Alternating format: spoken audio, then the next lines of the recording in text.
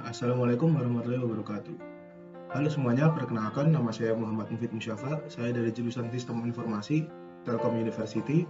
Pada video kali ini saya akan membahas mengenai bagaimana menjadi pendengar yang baik. Apa sih itu kegiatan mendengarkan? Mendengarkan atau menyimak merupakan proses menangkap pesan atau gagasan yang disajikan melalui ujaran. Mendengarkan adalah suatu proses menangkap, memahami, dan mengingat dengan sebaik-baiknya apa yang didengarnya atau sesuatu yang dikatakan oleh orang lain kepadanya. Sedangkan menurut Cortland dan John, mendengarkan merupakan keterampilan paling penting yang dibutuhkan untuk menyelesaikan pekerjaan di tempat kerja. Tapi yang akan menjadi pembahasan kita kali ini adalah yang pertama adalah latar belakang masalah. Apa sih yang menjadi latar belakang mengapa keterampilan mendengar itu penting? Yang kedua adalah landasan teori. Apa yang menjadi landasan teori pada keterampilan mendengar? Dan yang ketiga ada tipe-tipe mendengarkan. Tipe-tipe apa saja sih bagaimana orang mendengarkan? Dan yang keempat adalah proses mendengarkan, yaitu proses-proses apa saja yang harus kita lakukan agar kegiatan mendengarkan dapat menjadi efektif. Dan yang kelima atau yang terakhir adalah faktor-faktor penghalang mendengarkan secara efektif, yaitu faktor penghalang mendengarkan secara efektif dan bagaimana cara kita untuk mengatasinya. Latar belakang adalah menjadi pendengar yang baik merupakan komponen yang penting dalam kehidupan sehari-hari. Dengan menjadi pendengar yang baik, kita dapat menghindari kesalahpahaman yang bisa saja terjadi. Jadi dalam kehidupan sehari-hari, kita akan bertemu berbagai masalah. Untuk menyelesaikan masalah tersebut, kita memerlukan yang namanya solusi. Untuk menemukan solusi, kita perlu memahami masalah yang sedang kita hadapi. Salah satu cara untuk kita memahami masalah yang sedang kita hadapi tersebut adalah dengan mendengarkan dengan baik mengenai masalah tersebut. Menjadi pendengar yang baik berarti dapat membentuk komunikasi yang sehat di antara individu. Tanpa adanya keinginan untuk mendengar dengan baik, akan timbul kesalahpahaman yang mungkin saja dapat melukai perasaan seseorang.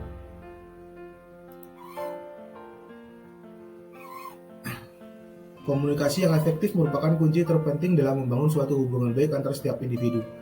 Saat ini masih banyak orang yang menyampaikan keterampilan mendengar secara efektif. Akibatnya banyak orang yang kesulitan dalam memahami pesan dari pembicara. Padahal keterampilan mendengar secara efektif merupakan kunci untuk membangun komunikasi yang efektif. Komunikasi yang efektif sangat bergantung pada kemampuan seseorang menyampaikan atau menerima pesan. Adanya komunikasi diharapkan dapat memberikan pemahaman bagi orang yang mendengarnya atau membacanya tentang pesan yang ingin disampaikan pembicara.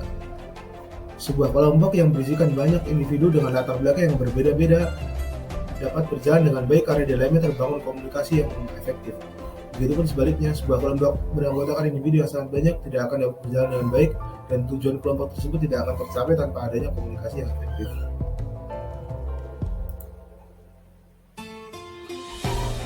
Tipe-tipe mendengarkan. Terdapat 3 tipe bagaimana orang mendengarkan. Yang pertama adalah content listening. Content listening bertujuan untuk memahami dan menyimpan informasi yang diberikan oleh pembicara.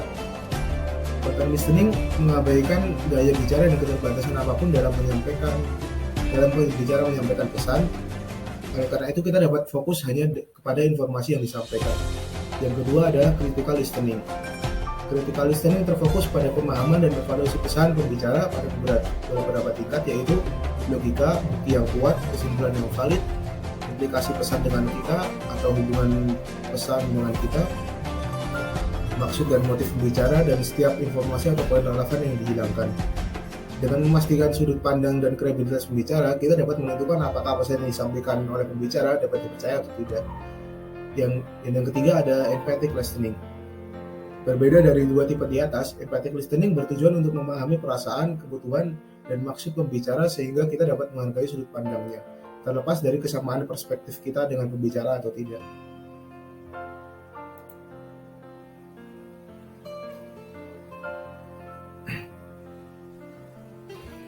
Tanpa adanya keterampilan mendengarkan, kita tidak akan dapat menjawab pertanyaan dengan jelas atau jawaban kita akan berbeda dari konteks pertanyaan. Penting bagi kita untuk mengembangkan keterampilan mendengar secara efektif.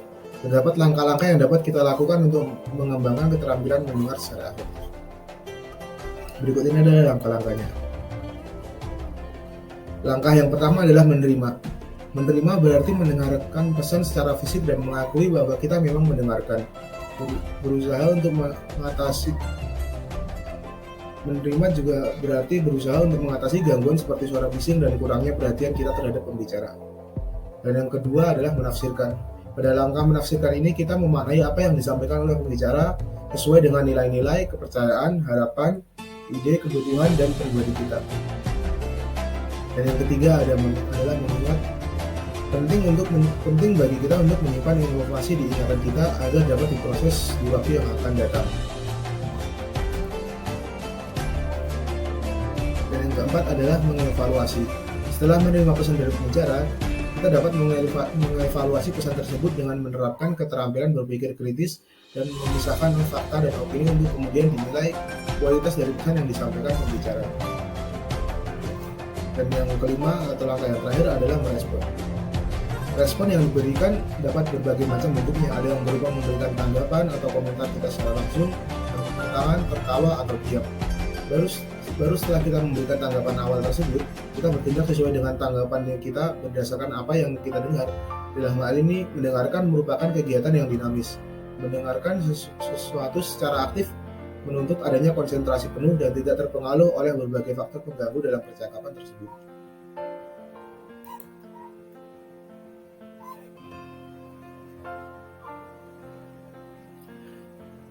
Mengetahui dan mengatasi faktor penghalang mendengar secara efektif juga merupakan komponen penting dalam keterampilan mendengarkan secara efektif. Faktor penghalang tersebut ada yang tidak dapat kita kendalikan, seperti sinyal telepon yang buruk, sound sistem ruangan yang buruk, dan lain-lain. Juga terdapat penghalang yang dapat kita kendalikan, seperti menginterupsi pembicara, menimbulkan suara bising, dan tidak fokus kepada pembicara. Untuk dapat mengatasi penghalang tersebut, kita harus memahami tentang etika berkomunikasi dengan orang lain. Contohnya adalah tidak memotong pembicaraan, tenang dan bersikap wajar sehingga tidak menimbulkan gangguan saat berbicara di depan umum atau berbicara dengan orang lain, berkonsentrasi dan berusaha fokus pada pembicaraan, dan mencermati setiap pesan yang disampaikan oleh pembicara.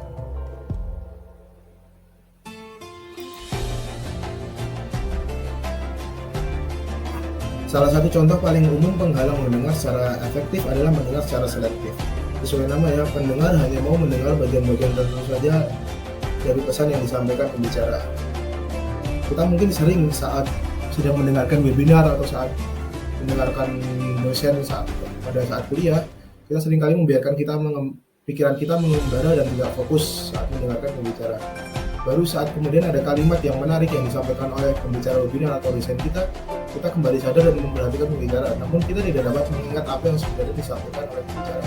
Hal tersebut sering terjadi karena normalnya otak manusia bekerja 3 kali lebih cepat daripada saat berbicara.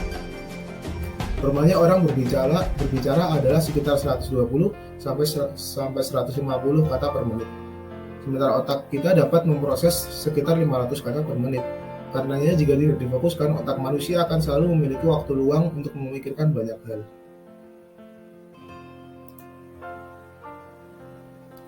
Nah, hal-hal apa saja sih yang dapat kita lakukan untuk mengatasi penghalang-penghalang tersebut?